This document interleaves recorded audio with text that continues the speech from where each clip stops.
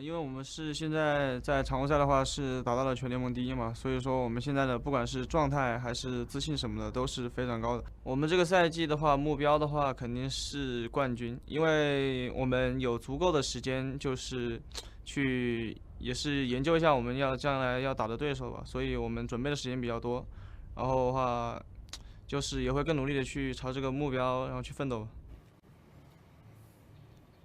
2 full weeks of preparation to study and get ready for their enemy of RNG. And Jackie Love, you are now in a best of 3. That's no longer a best of 5. Welcome back, everyone. We're here to get ready for this game 3 because this series is already delivering. This is the LPL. This is great. I mean, he's talking about how much they had time to prepare, to plan. Yep. And what the hell is happening with the Trundle pick? Like, they didn't see that one coming? Ban that. Yeah. There's not a lot that they...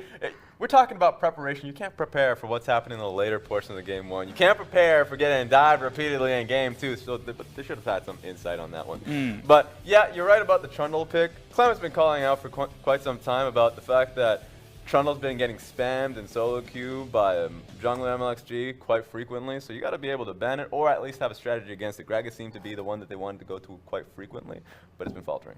Yeah, tragically, they're going to have to change something up in this game 3, but Invictus Gaming, now they're the ones who find themselves on the back end of that momentum, who find themselves facing Uzi after getting a pentakill on Kai'Sa. Are we going to see Kai'Sa for the rest of this series? I mean, we joked about it, and then we saw it again in game 2, and we're like, okay, maybe it'll be different. Now he's got a pentakill Invictus Gaming. What's your opinion? Are we going to see it? I mean, that said, while Trundle is strong enough on his own merit, I also think a lot of the success that RNG's composition particularly is finding is using the long-range displacement of the Trundle pillar for Kai'Sa. Yeah. So I think you can kind of kill 2 birds with 1 stone. Go back to the Varus, go back to the very dominant laning ADCs and dive Kai'Sa repeatedly that we saw in game number 1, but just deny the Trundle so she doesn't have access to backline like that. There we go. I actually agree with that one completely. I thought she was going to be like, get this champion out of my face. Whoa. I'm done with Kai'Sa, as IG is probably thinking right now. Yeah. But I agree. Varus should be a big point of contention. Caitlyn as well. I know that Caitlyn has been more of an Uzi pick than it's been a Jackie Love pick, but I would love to see just that long range harass into it. I understand that they wanted to scale off that and they thought that they had mid pressure, but that wasn't the case, and they ultimately paid for it. Caitlyn is considered the counter to Kai'Sa. She pretty much dominates her in lane and just abuses the range. So hopefully they just start changing up the ADC champion pool. Well, we're going to see what it's going to be. Our champ select is now ready, and our casters are going to get us into game 3. This best of 5 is now a best of 3. Fish and Clement, take it away. We certainly will, Tom, because already you said there's got to be some changes made to champion select, and one of them has already been done. IG, they're going to ban out Trundle heading into game number 3. Karma and Swain hit the bench as well, so Thresh was the pick that was changed for IG, whereas RNG, they're sticking with Rakan, Olaf, as well as Talia this time around. And finally, they take away the Trundle. That's been the big pick that we've said is going to determine the series. If they didn't ban it, I told Raz and I told Frost Curran that RNG were going to win this series in a breeze. So finally, props to IG, props to Mafa, taking that pick away. What they didn't change, however, was leaving the Kai'Sa open. Which gets locked in first pick for Uzi, heading into the bottom lane, not allowing Jackie Love a chance to pick the champion. We know that Caitlyn was a pick that Uzi has played time and time again. He is famous for the pick. He's famous for the champion. This time it's going to be Jackie Love that picks it up. And this is interesting because they're leaving the Morgana open for the Kai'Sa instead of just picking both of them in the same rotation. We usually see that comp being run, and actually IG ran that 4 times in the last 2 weeks. So that's a very successful comp. They're leaving it open, but they're not taking the Morgana away immediately. No, they are not. And they also go for the Sejuani pick. Locking that in for Ning. He's played 2 back-to-back games with Gragas, had a great game 1, didn't have the best of performances in game number 2. MLG can now go pick up Gragas if he wants to. He is known for picking up the champion, and so is Nick. And the strength about the Sejuani is that she is much stronger in the early parts of the game. It's harder for someone like a Trundle to bully you out of lane. Compared to the Gragas, however, it also does give you less engage. So you have to be very selective. You have to use her ultimate to the fullest of your ability. And of course, the Alistar being locked in for the Kai'Sa. This is the most common duo we see, just because you have a chance to go for an all-in. That does give the Morgana over towards Invictus Gaming. As you mentioned, that's going to be locked in. They've played it quite a bit recently. It has been a very strong bottom lane duo. throughout the course of the latter half of the Spring Split, I should say. The best thing about his Morgana is that Ballan always goes first item banner of command. This is actually really rare. He's the only Morgana to do it in the LPL, but it works with their mentality. They're going to try to play a fast push composition with this. Going away from the Tahm Kench support, which we saw RNG punish quite heavily in that last match. RNG is still going to lock in Vladimir as one of their 2 picks, either for Let Me in the top lane or Xiaohu in the mid lane. Satai's not coming back for game number 3. Still going to stick with Let Me for the top laner of choice. And IG are taking away hard initiation options. They don't want to be beset upon when they're the ones setting up the sieges. Zac is a great champion for that. He can engage on long range. And this game might be the first one where we actually see the Nocturne actually coming out. Now, Frostgurn has talked about this a lot. MLXG has played a lot of that champion in solo queue, but this time it might actually happen just to counter the siege. Well, we'll see, and we'll talk about that interaction if they do lock it in later on. But IG are focused on tanks at the moment. Zac is going to be banned away by Invictus Gaming. Sion's taken off as well, so we can no longer see Let Me and Xiao No hard flex. engage. They can also can't flex their 2 champions in their solo lanes anymore, giving Rookie or Duke a little bit of breathing room, depends on who they give the last pick to. RNG respecting Duke's pick in the top lane though, they ban out Gnar. This is actually a bit of a weird time to ban out Gnar, because if you're looking at the fast push siege composition, all of the attention is going to be in the bot lane, and usually you're just going to stick a tank into the top lane. So I don't actually agree with this Gnar ban. I think like it's just something to give Let Me a bit more leeway, and of course IG instantly pick up the tank they're looking for anyway. Which is on, heading into the top lane for Duke. So the tie play on in game number 1 was crucial to the engage that RNG were able to use to fight back in the late game. RNG still picked the win, but it looked like it was going to swing in RNG's favor at any given moment. So Duke gets his chance to show what he is made of on the tank at the top lane. Now for RNG, their composition is looking to collapse on all sides right here, so they're going to go for the Shen, which is another global that can bring people into fights. How they want to start this is basically Vladimir goes into the bot line, Kai'Sa goes into the bot line, Alistar goes in, and whoever goes low, the Shen instantly goes in onto them. So they know their win conditions. They know they're playing against fast push siege. They're bringing as much initiation as possible. And more being picked up by Jarvan, heading into the jungle for MLXG. Very early game, dominant jungler. We'll have to see what he's able to do against Nink's Sejuani pick.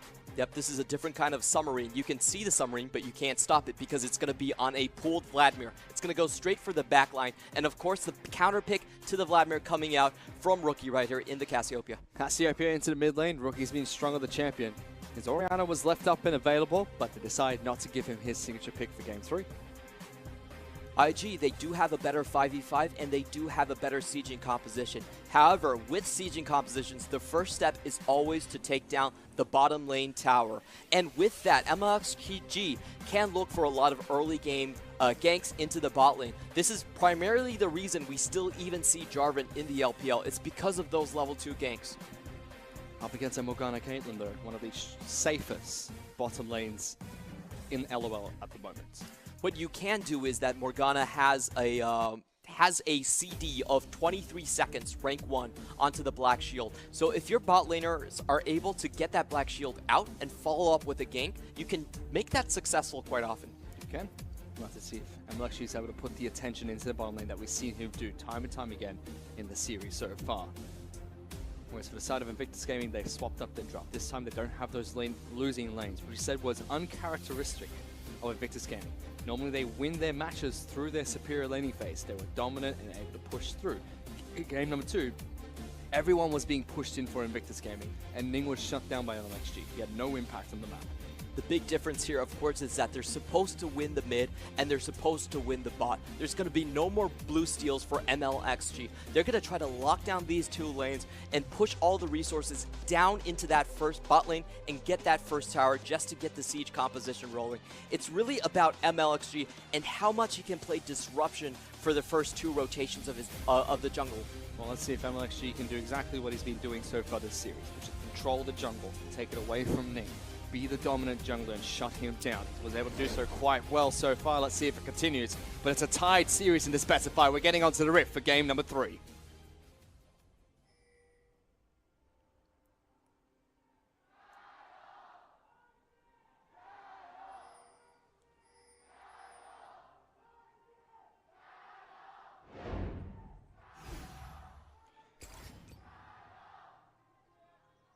And you can see that it's a packed arena in Hangzhou where the semi-finals of the LPL is currently taking place at LGD's home arena.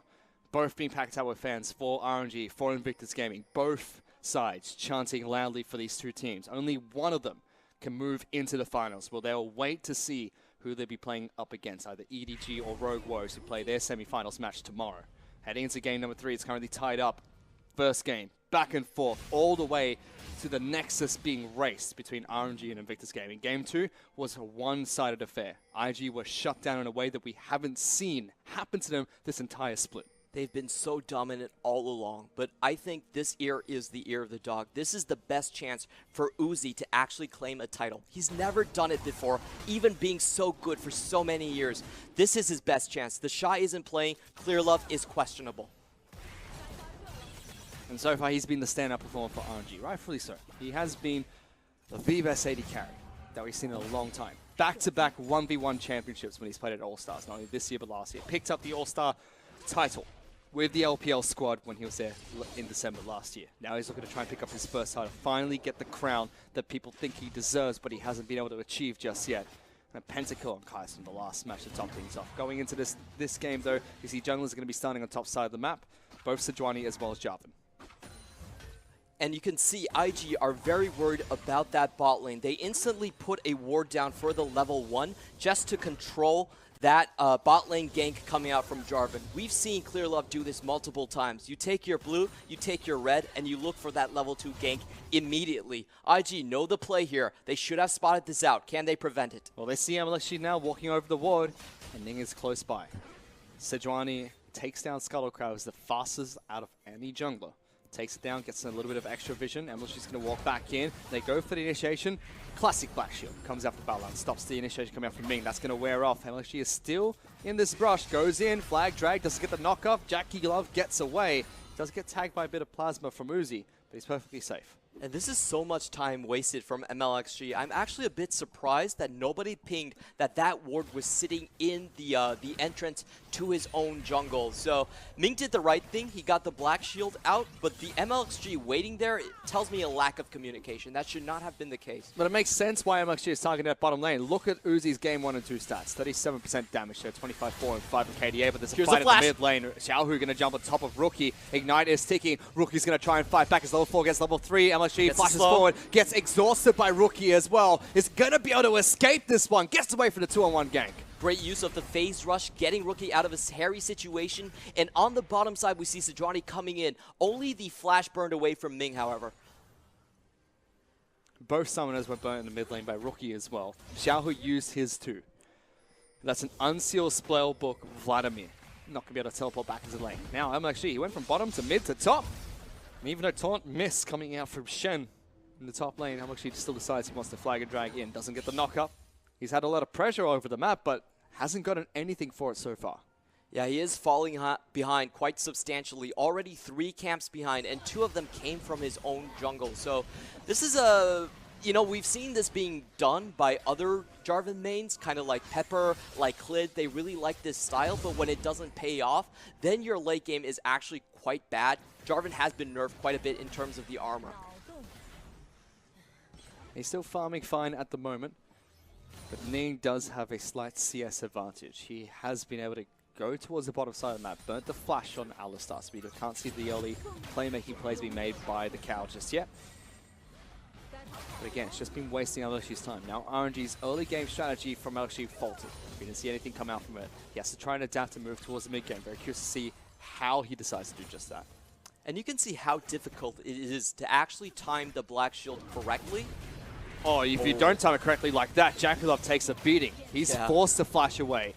Under 200 hit points, still holds onto his heal, but good engage coming out from Ming. Yeah, that level 1 Black Shield has a very long cooldown. It's 23 seconds, so Alistar, you can't go in. And the great thing about it is that the Black Shield has to be timed between the W and Q combo. You can see on the first try, he actually did not time it correctly, and Ming was able to outplay him mentally, and he still landed the W damage. You have to time it between W or Q, or you still get knocked up.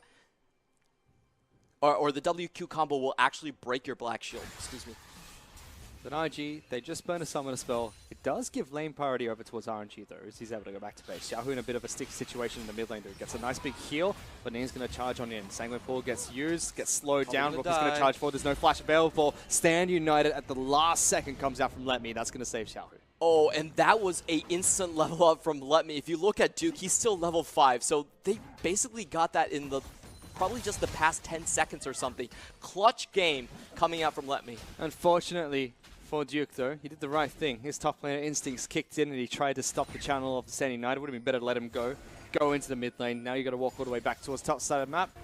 But RNG saved their mid laner. Xiaohu's having a difficult task at the moment after not being able to successfully secure the kill against Rookie from the early gank of MLXG. Does get his teleport back up. Teleports back as a mid lane. Has picked up the Ionian Boots of Lucidity as his first item. Tear of the Goddess, first item being picked up by Rookie. Yeah, and that's part of the ban pick phase that I didn't really like from RNG. I felt like the Gnar was a bad read onto the composition that Invictus Gaming was going to play, and they should have banned the Cassiopeia instead. We've been seeing this in their drafts, that they usually ban the Cassiopeia in round 1 and round 2, just because it frees up a lot of the picks that Xiaohu wants to go. But he's already shown what he can do on this Vladimir pick, and worked in tandem with MLXG in game 1 to fight back from 7 to 8,000 gold deficits against Invictus Gaming, finding the crucial flanks with his jungler. This time round, they don't have the exact same composition of the Trundle in the jungle, but Jarvan should be able to create those similar flanking opportunities for Xiaohu if RNG need to find those to fight this back against IG. But in traditional IG style, unlike what we saw from game number 2, they are ahead again through the laning phase. They're about 700 gold up against RNG, and they haven't had to do too much just yet. And this is a great fork coming out from IG. They're taking away the red buff, at the same time they're threatening the bot lane. You saw Uzi and Ming, they had to back off right there, and even Xiaohu was not willing to go into their own jungle. He knew that if he went in, he would probably die there, so instead he pushed the wave just to draw Rookie back out again. Now, that gives free time over to Ning to take a red buff, and also for some free farming time for JackeyLove. And he's going to continue trying to move in towards the bottom side of the map. JackeyLove and Balan have pushed in against his turret quite successfully, just getting chip damage after chip damage. And Rookie constantly rotating the Foggerfall as well. RNG respecting that. Uzi and Ming rotating back towards their inner turret, making sure they play this one safe. MLG has used this time quite wisely though. Hasn't put any pressure on the map, but has been trying to catch up with as much CS and counter jungling as possible. He's 38 to 54 at the moment, almost 20 CS behind Ning. Yeah, and that's all because of his 3 early level ganks, which none of them actually worked. They got a bit of summoners onto Rookie, but Ning was able to walk into his jungle, track him very well, and that was pretty much the end to that. Now, the only thing that's left for this Jarvan is pretty much the engage potential. He wants to flag drag, stay alive for a long enough time to keep everyone in the Cataclysm, and hopefully that's enough for RNG to turn the tide when the siege does come. And it still feels like RNG can try and play towards a similar playstyle we seem to use in the Spring Split. Go towards the split push. They've got Shen, they have Vladimir as well. 2 champions that can split push quite effectively. IG have a very similar mindset here. They already have the Ornn being picked up. Yes, Cassiopeia can do the same. Probably not going to be looking towards that though. We're looking to try and group up and look for these fights. Meanwhile, on the bottom side of the map, JackeyLove getting good trades against both Uzi as well as Ming. Massive amount of damage going down onto Ming. He doesn't have enough stacks onto his potions to keep this sustain up. He's just trying to draw away the abilities so MLXG can look for a gank. I actually think IG are a bit slow on their pressure into the bot lane. This is a sieging composition. You do need to take the first bot lane for it to actually work. But Ming has been playing this Alistar very well to this point. He's been able to constantly get the better trades onto this Caitlyn and Morgana lane, and that's something that's very rare to see. And you already said it in the first set comment. If IG pick up the first turret, they're probably going to win the match. 100% win rate. Hasn't lied so far. And they pick up first turret 73% of the time.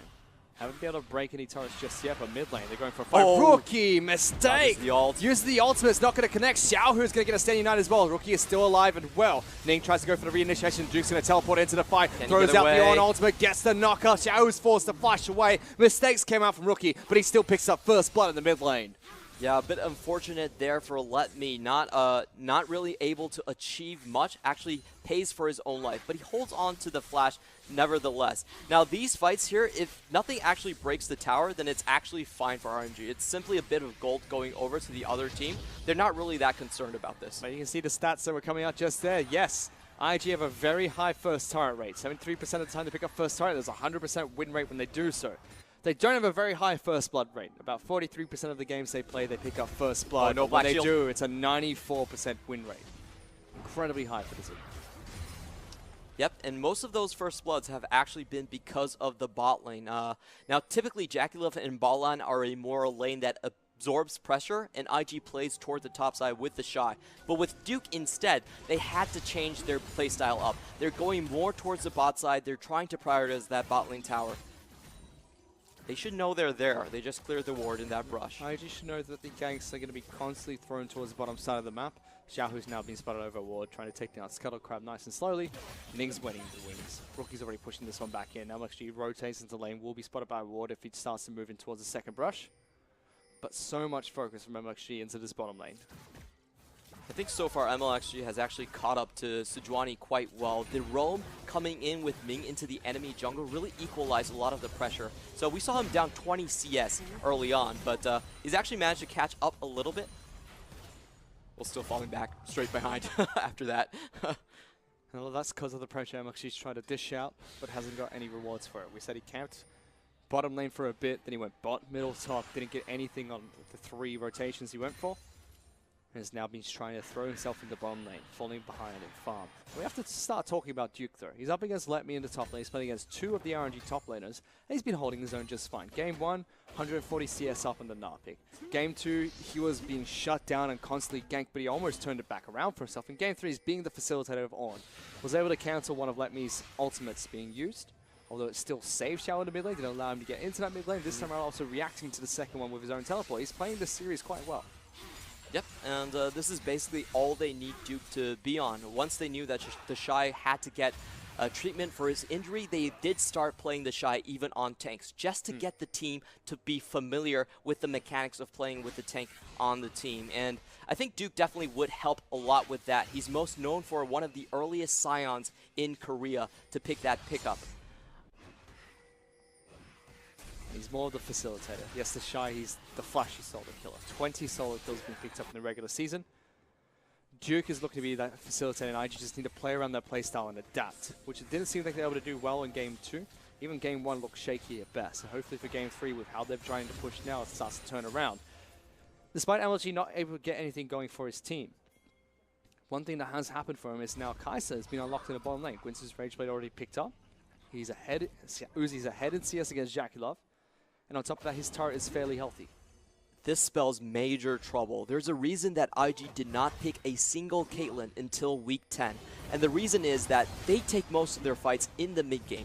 Caitlyn is at her weakest during that mid-game phase. They're much more of a Gwynsu's Rageblade pickers. So if they don't get that first tower, if they don't put themselves into a siege mode, then the fights are going to go into RNG's favor. Especially with how much pressure MLG is putting towards the bottom side of the map. It's really difficult for Invictus Game to go for those sieges. Yeah, MLG has played great. I think he's stifled out the enemy win condition completely. Sure, he's behind in farm, but that doesn't really matter. And this is where the power trough for JackeyLove starts. BF Sword, Zeal, and Boots 2 complete from Caitlyn. Not going to dish out a lot of damage in team fights. Can start to siege very effectively, though.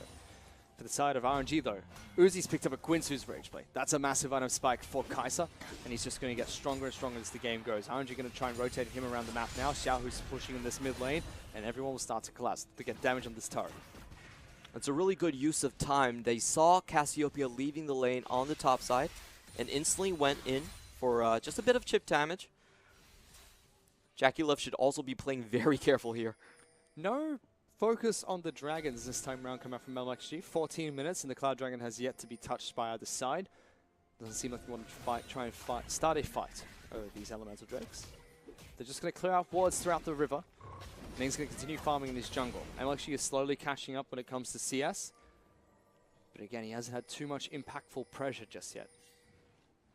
And this is actually good for MLXG. Sometimes he just needs to play high. They're going for a fight here. Clement Ming is incredibly low, uses the ultimate, whereas MLXG has jumped on top of Rookie. Has Stand United to try and lock him down. Flash over the wall, gets him back to safety. Uzi tags him, but can he get over the wall because he's been locked down? Ultimate comes out, but that's already 2 kills. Here's the being knockback. picked up by IG. Ultimate comes out from On. The bottom lane from RNG dead. Ning is still charging forward. Flashes on Sejuani. Xiao who's looking for the big flag in the back line. Ultimate comes out, uses the stopwatch. Everyone is low, but he's going to get taken down. 3 kills go to Invictus Gaming. And RNG were doing everything right up until that point. They looked for an unnecessary fight around the Dragon. Ming went back in, and the Shen did not go onto the Ming. They tried to get a pick on Rookie instead. When that failed, they're already down 1 member, and they're looking at the Ornn also coming back, also using the teleport and the Ornn Horn from the bot side as well. It was really unnecessary and probably the worst scenario for RNG. Uzi getting caught out. Jackduff able to dish out damage when he's at his weakest. This team fight just was a struggle for RNG. Split focus coming out from the support and jungle. Yep, and the pick back onto Rookie not working there either, so they're already down 1 member. They need to run away from this scenario, and of course, like you said, Uzi just caught in a weird place.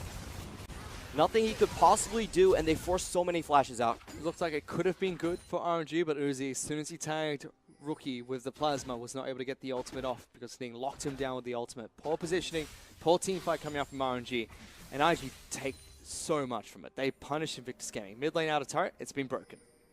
And this is such a weird scenario for Invictus Gaming because they've accomplished their mid lane tower take without going through the proper play. They didn't take the bot lane first, so their lane allocations now is actually a bit wonky because Cassiopeia can't chase the Vladimir down in outside of the mid lane. So it's going to be a very interesting scenario where even though they're behind towers, RNG actually has the initiative power. But this feels so much more like IG. Look at the stats on your screen. These are all the statistics that IG lead the LPL in. First place. This is much more of their dominant playstyle in comparison to what we saw in that last match, where RNG completely flipped things around.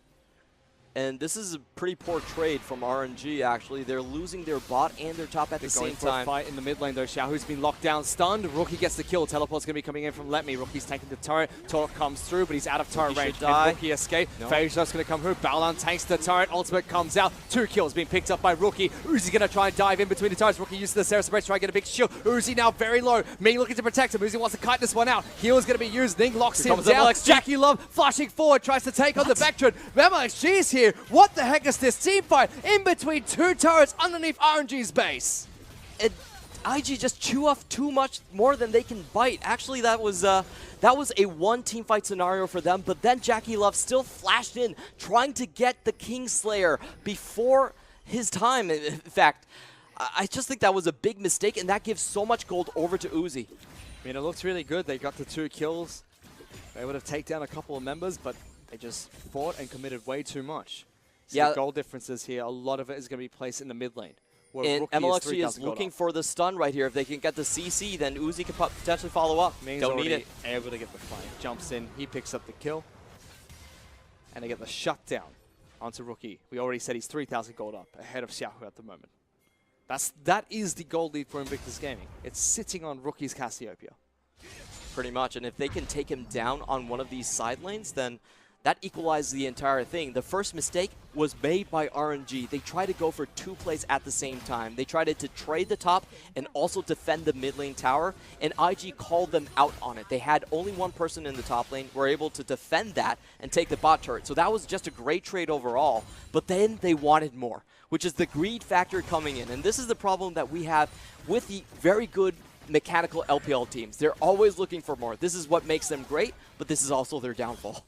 And RNG, they're able to punish that, but they don't get too much from it. Just a couple of kills, no major objectives being picked up just yet. LSG has found his way back into the match. He's only about 5 to 6 CS behind Ning at the moment. But so we can see the power of Sejuani, the damage that she can output, as well as the crowd control she can dish out, locking down multiple members of RNG in that fight. Rookie's able to pick up blue buff for himself. He's going to head back towards the bottom lane. Going to continue split pushing for Invictus Gaming.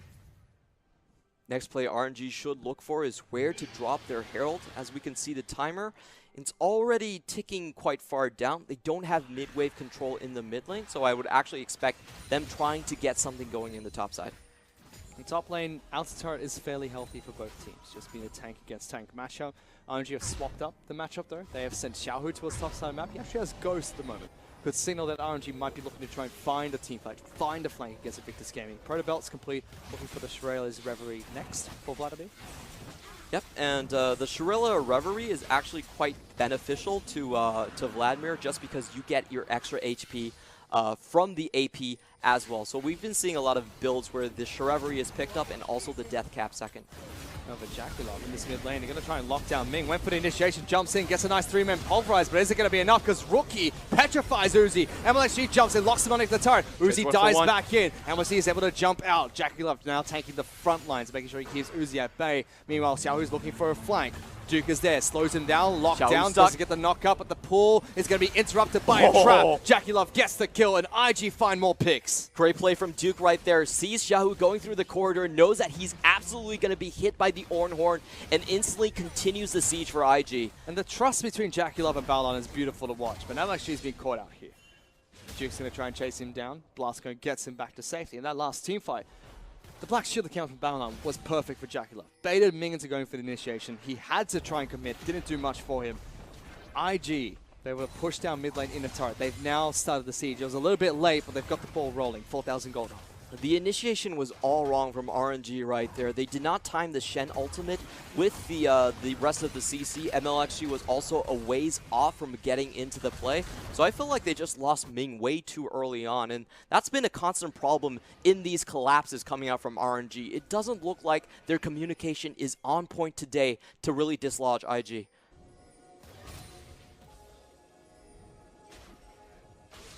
And a lot of the early game for RNG was focusing on that bottom lane, focusing to see if they can get Uzi ahead.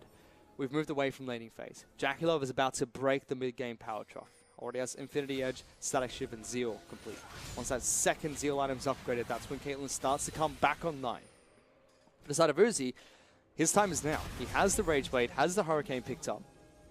Picked up a very early QSS as well to get away from crowd control. It almost feels like RNG need to try and find these right fights and find them soon.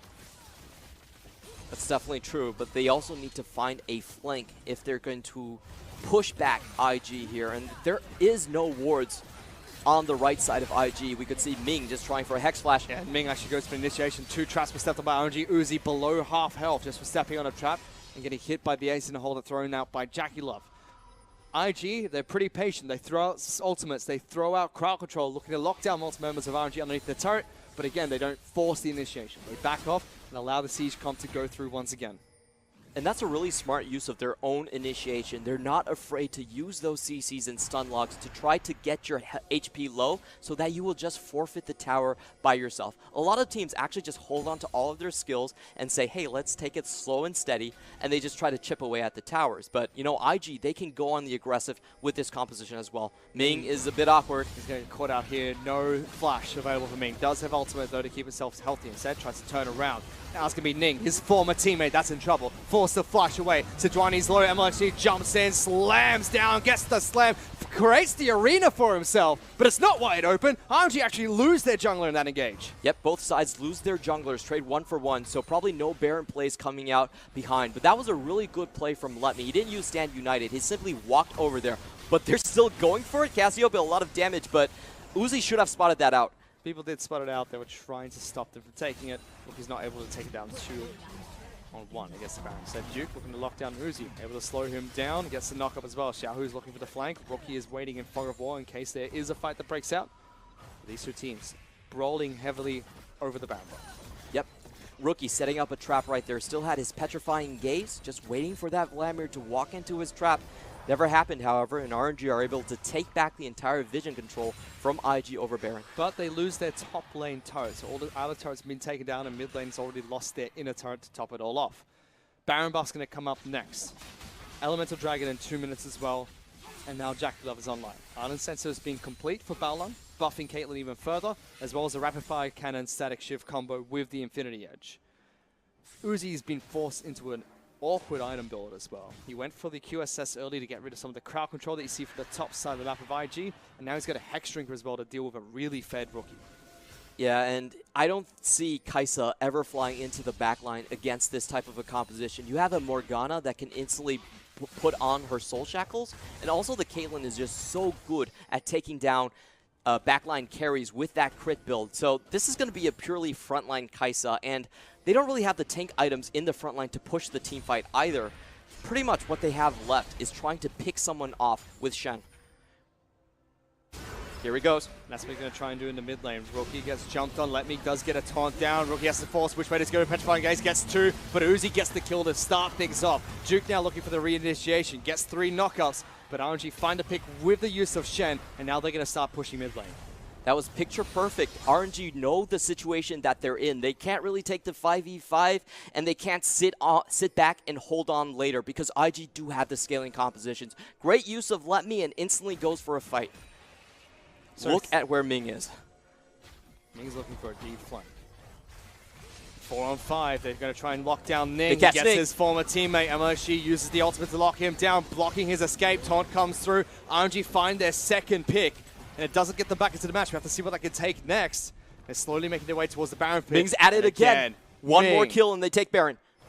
What was it? High? He was Metal Gear Solid? No, it's Ming at the moment. He's looking for the deepest of flanks. Can try and find Jackie Love. Is on top of a ward though. Sweeper does find it, knows that he's been spotted, and RNG, they're looking for more picks, looking for more plays. Ming might not be in an awkward spot. Ming can actually get out. He still has his flash, but I don't think... Does get spotted up by the ward, uses his own ultimate, does have flash to jump on the wall, does so, headbutts Baron, says hello, ace in the hole is going to come out. Not enough damage to take him down. Ooh, that was a very close scenario right there. I actually think Ming should have backed off because this is going to give Tempo advantage over to IG. IG want to go for the fight. Duke! You got to hit the horn back! What, Duke? Duke, hello? That slows them. The second proc is the one that knocks them up. There was a choke point as well, tagged them with the slow. Couldn't execute for the second part. IG just get the summoner out of Ming on the Alistar, get his ultimate as well, and repel some of the picks. But that's all RNG got. They got 2 picks. They didn't transition it into any objectives. And RNG, the entire team is actually doing a Metal Gear Solid right here. They're hiding in bushes all over the place.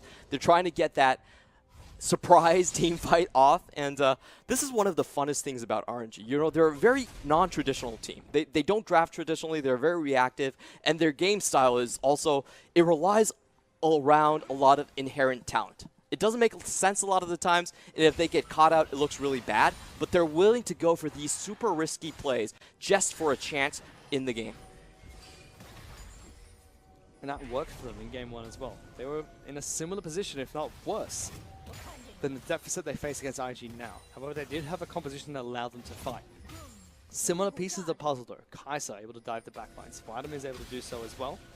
Jarvan and Shen, 2 really good flanking champions who are able to provide the assistance that these backline divers need. But this is a very different scenario from the last time they were able to find kills. RNG is now forced into straight up 5v5. Xiao even being a little bit cheeky, jumping on top of Jacula, but it's MLXG in so much trouble. One more auto attack would have taken him down. Ming's now going to try to jump into backline. Xiaohu's very low, forced to use Sanguine Pool very early, and IG take apart the front line first. Ming's going to fall. Rookie, he decides to go into the base. He wants to chase it down, forces Uzi's heal to keep the top laner alive, and IG going to continue sieging against the base of RNG. And IG should have enough power to actually take down this inhibitor. There's no reason for them to really try and back off right now, but they're still going to go with the safe play. I felt like they had enough summoner advantages to just push on with the lead. Okay, so they are going back. Just take their time. They fall back and then move straight towards the inhibitor. Lots of traps being placed down by Jackalove to keep himself safe. Does get tagged by Uzi. Unspotted. MLXG with the flank. Cataclysm onto 3 members. Flags and drags out. Shen joins the fight as well. Balon at half health. Rookie is low in the back lines. Letme's been diving in, but Jackalove has had free access. So has Uzi. The battle of the 80 carries. Frontliners are slowly falling. 1-for-1 trade. MLXG's looking to see if he can find another flank for himself, but IG spot him out. Just a trade between the 2 teams and they disengage. Great tanking duty from Duke right there. RNG, they don't really have a front line that can match the Ornn, and the only thing left after that fight was MLXG's potential engage. So good on IG as well. They cut off the flank completely and make sure that there's no more cheeky plays coming out from MLXG. Just the front liners that fall, and IG try to take control over the Baron pit. Teleport is available for both Shen as well as Ornn when they respawn. They'll be respawning shortly. IG have yet to go back to base and use the gold they've acquired, but they did break the inhibitor in the mid lane, giving themselves a nice advantage over RNG. 5,000 gold up as well. And we already said Jackie Love had a difficult mid-game. That's where he fell off. Now he's well and truly online. 5-1-3 has the supportive item of the Arden Sensor being picked up by Balan as well. But Uzi is slowly getting over that awkward item spike that he picked up. More Memories is now being complete. That's now a solid item for him to dive into the back line. Also has the QSS, which he'll be looking to complete shortly, to giving him the lifesteal, giving him the movement speed that we saw him use to almost find victory for RNG in Game 1. Yeah, it's still a very awkward build. I don't think it does have enough potential against front lines, and also with the Maw, he doesn't really have crit either. So for now, I think most of the damage is incomparable with JackeyLove and Uzi. JackeyLove has a massive advantage in terms of that, and I really like how they use that. They went for the MLXG, please no. Junglers have found each other, but Flag of Drag gets him back to safety. He was waiting in that bush for quite some time. Going back to my point, IG, they looked for the siege themselves because they knew that they could take a front-to-back team fight with a lot of ease, and once they covered their flanks, they were very safe in that situation. And then now the ones that are trying to siege against the Sparrow. We already mentioned that JackeyLove upgraded his Affinity Edge through the Ornn upgrade. As a BS sword looking for a Bloodthirster. He packs a lot of raw damage, but Xiaohu's found a flank. Jumping on top of JackeyLove, and Uzi jumps in as well into the back lines. They take him down! Takes him down! QSS is out as well. Xiaohu's now trying to live. Let me get a big taunt, and MLXG, he's godlike in the back lines. Rookie is stuck in the arena. He's got nowhere to go. RNG, 5,000 gold behind, find a team fight. They're not done yet. There's one final snake to hunt. They're turning towards Baron. And that was a massive 4-for-0 team fight. IG had the gold lead, they had the damage lead, but the single Void Seeker from Uzi able to catch JackeyLove out on the backline, and he instantly goes in for an assassination. 7-1-4 has picked up Kaiser game after game and has impressed every single time. RNG just pulled back this match. They are now even in gold against Invictus Gaming, and they have Baron buff to work with. That fight gave me chills. There was no way that that fight should have worked right there. They had the front line completely sectioned out on the left side, but the Void Seeker finds JackeyLove in the midst of 3 people and allows him to get that beautiful assassination. Also, the Morgana not able to hit any of the skills onto Uzi, and MLXG on the top side also doing a great job sectioning away Rookie. And again, how do you stop this man, Uzi? Best AD carry in the world, showcasing he's not afraid to dive into the backlines. He's built for it as well. That gave me chills. That was so scary from Uzi. Look at him. He's not playing in a haze. His emotions are under his own control right now. He was denied a championship by a rookie last split. iBoy took him down in Game 5 of the finals. He does not want to be taken down by a rookie again. He will not give JackeyLove that opportunity. And they're able to come back in Game 2. Still in a best-of-5 series. RNG still have a long way. But they've been looking so damn strong against what has been the most dominant team in the LPL for this split. I never thought that they would be able to actually pull that fight off. All of the indications went to IG securing that Baron fight right there. They already had the cooldowns from MLXG. They had all the item advantage, the gold advantage. But Uzi, just because he's that caliber of player, he's able to make it work. Look at his face. There's no wavering on his face right now. That's a determined Uzi, and that's a scary person. And he's half an item away from being at full build on Kaiser, moving towards the late game. IG's turrets are slowly falling. Mid lane out of turret, a single auto attack will take that down. Cannon Minion does the job as well. So now it is going to be RNG with a slight gold lead. Still a minute and 40 seconds of Baron buff to work with. And this is IG's test as well. They've been so hyped up this split, but right now you can see on their faces, it's a very stern type of atmosphere. They're getting shell-shocked by the way RNG is playing against them. They can't fall down here. Everyone expected them to go to MSI to represent. It's been a long time since we've seen them internationally. The last time was 2015. They've been this close from representing LPL. And again, it's still best of 5. So although the series is tied up, a loss here for IG would just put RNG at match point. But that's scary after what happened in Game 1, where IG able to put off the miraculous defense. And then Game 2, which was a one-sided affair for RNG. If Game 3 is a comeback for RNG, that's going to be devastating. IG are still in this match. They're still defending against the Baron buff well, but now things are dead even. And Uzi's at 6 items complete. Rapid Fire Cannon has been picked up for Kaiser. JackeyLove has upgraded his Affinity Edge, but still waiting for his 6th and final item.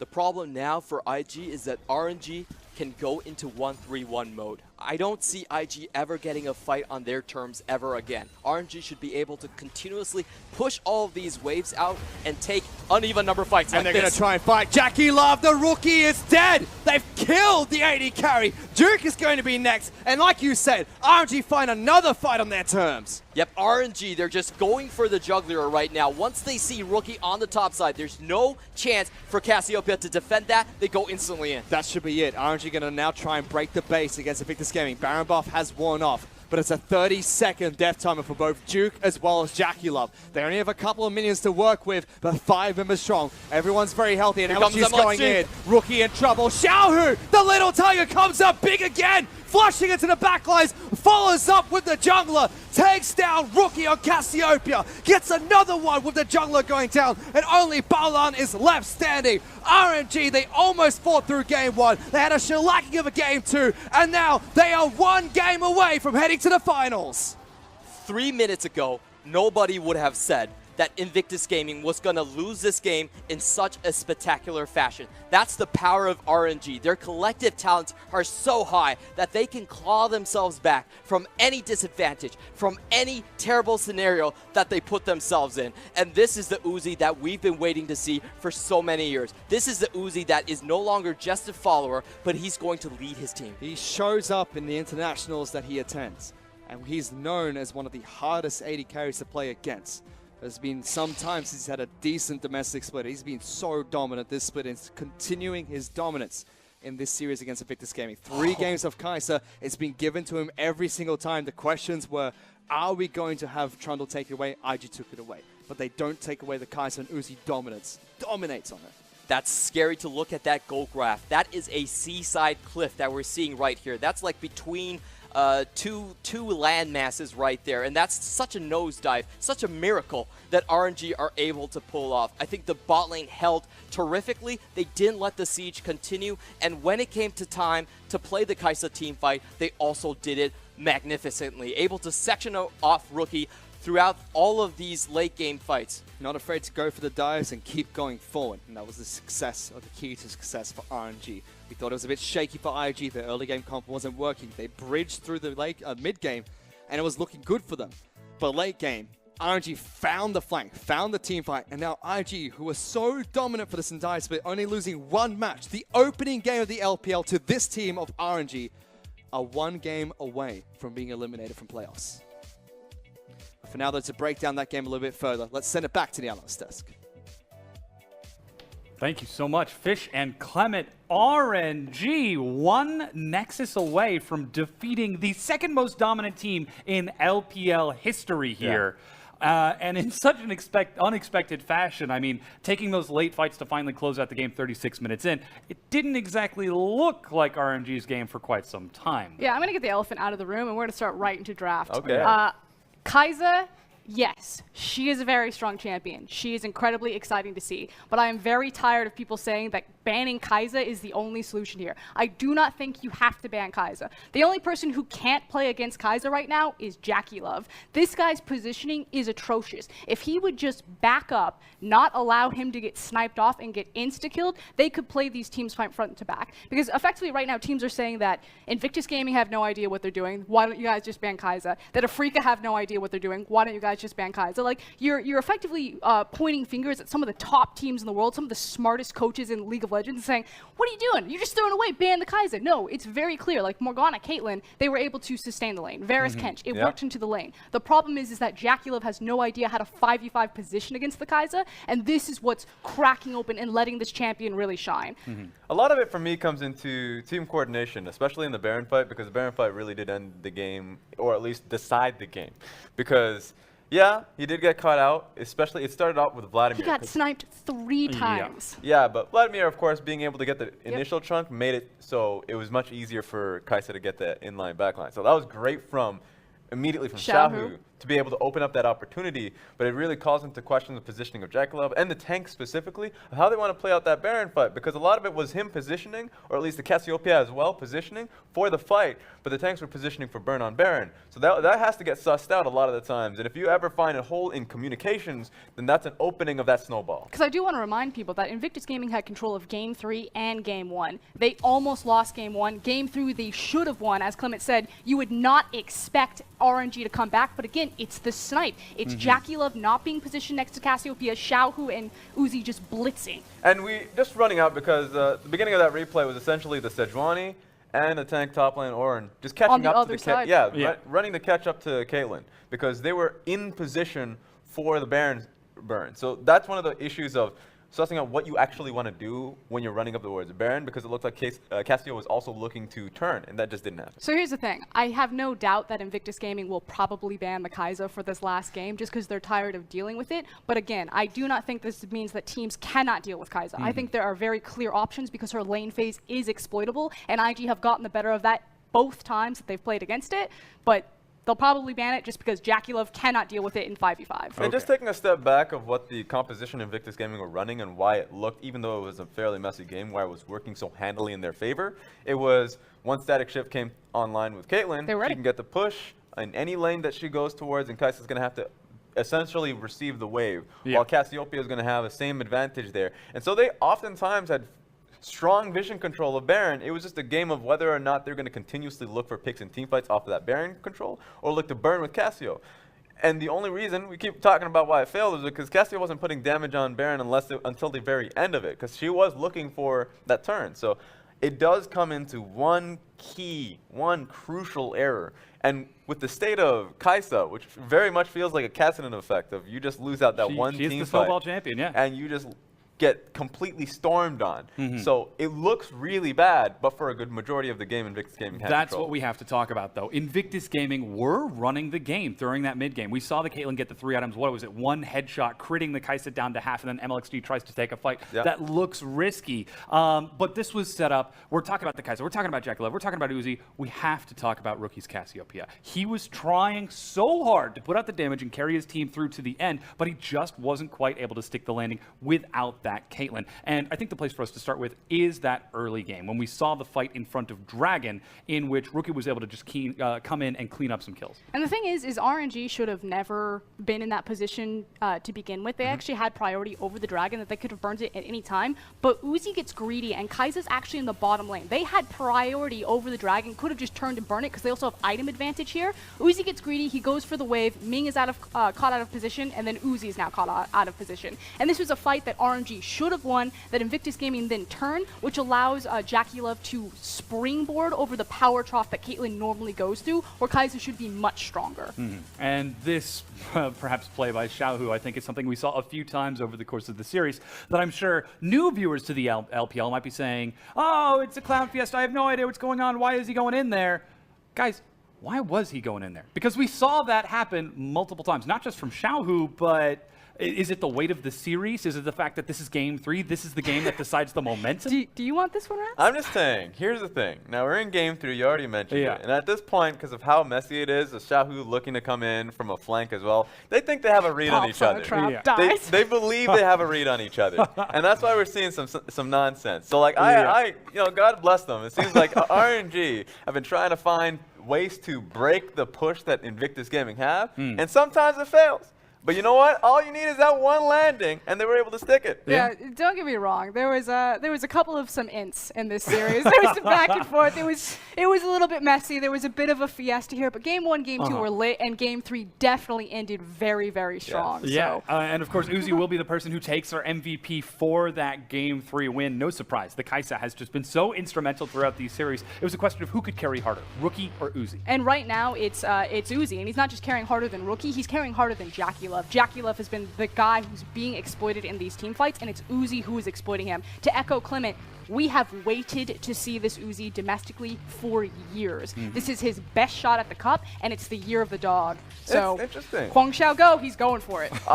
What's interesting to me is the fact that whenever it comes to Uzi's rise, it's off of some new AD carry that comes out was busted. We're talking about Lucian when Lucian got his changes, and he was able to ride that one to an international. And then we saw of course, like there would be Vayne moments really early on in his career. This time around, of course, Kaisa, which gives back that Vayne vibe. He's the Vayne player. He's the guy who got Space Vayne. There we go. Yeah. Now he's on Space Vayne, and he can assassinate with his team. I want to see a little bit more of that. We might get banned, as you mentioned. We'll have to see in what looks like could be the final. But the big thing is that he is picking up these new ADCs. Yes. It wasn't just the Kai'Sa. It's been the Kai'Sa this series, but previously it was the Xayah, a champion he was heavily criticized for not playing. So Uzi has stepped up his game. He is the best ADC in the LPL, and he's the best ADC in this series. He certainly is so far, at least in these few games, but the series isn't over just yet. 30 minutes ago, nobody would have expected this is happening, but Invictus Gaming are now one loss away from being eliminated. We're going to go ahead and take a quick break while we get that game 4 ready for you, but you do not want to go anywhere because this series is just going to get even more hype.